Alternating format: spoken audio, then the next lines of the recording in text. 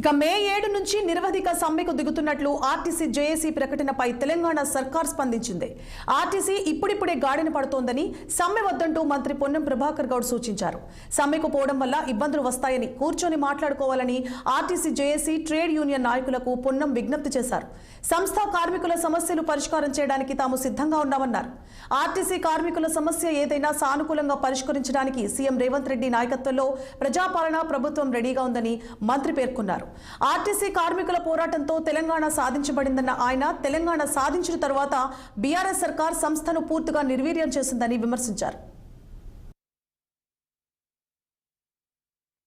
రవాణా శాఖ పక్షాన తెలంగాణ ప్రభుత్వం కూడా వాహన్ సారథిలో సభ్యులుగా అంటే అనుసంధానమై ఫెడరల్ సిస్టంలో రవాణా అనేటువంటి వ్యవస్థ రెండు రాష్ట్ర కేంద్ర సంబంధం కాబట్టి కొంత సాంకేతికమైనటువంటి వెసులుబాటుకు మరింత సౌకర్యంగా వాహనదారులకు కానీ లేదా డ్రైవింగ్ చేసేటువంటి వాళ్ళందరికీ కూడా ట్రాన్స్పోర్ట్ నాన్ ట్రాన్స్పోర్ట్ కన్వీనియన్స్ కొరకు ఈరోజు వాహన్ సారథిలో అనుసంధానం కావడం జరిగింది. దీని ద్వారా దేశవ్యాప్తంగా ఉండే సమాచారంతో పాటుగా దేశవ్యాప్తంగా తెలంగాణ రాష్ట్ర ప్రజలు కూడా అనుసంధానం కావడం ప్రారంభమైంది.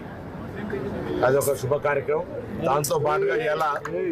దాంతో పాటుగా రాష్ట్ర బలహీన వర్గాల శాఖ మంత్రిగా ఒక తెలంగాణ రాష్ట్ర విజయంగా భావిస్తా ఉన్న తెలంగాణ రాష్ట్ర ప్రభుత్వం 2024 ఫిబ్రవరి 4 కేబినెట్ నాడు తీసుకుంటే 14 తారీఖు నాడు దాన్ని శాసనసభలో పెట్టి దాని తర్వాత మళ్ళీ 2025 ఫిబ్రవరి 4 నాడు కుల సర్వే జరిపి దాని నివేదికను నిర్ణయం నుంచి నివేదిక దాకా దాని నివేదిక నుంచి 42% చట్టం చేసి చట్టంతో పాటుగా ఆ రోజు శాసనసభలో బలహీన వర్గాల శాఖ మంత్రిగా ప్రవేశపెట్టి దాన్ని కేంద్రం కూడా రాబోయే కులగణనలో జనగణనలో కులగణన కూడా చేయాలనేటువంటి డిమాండ్ తీర్మానం చేసినాం.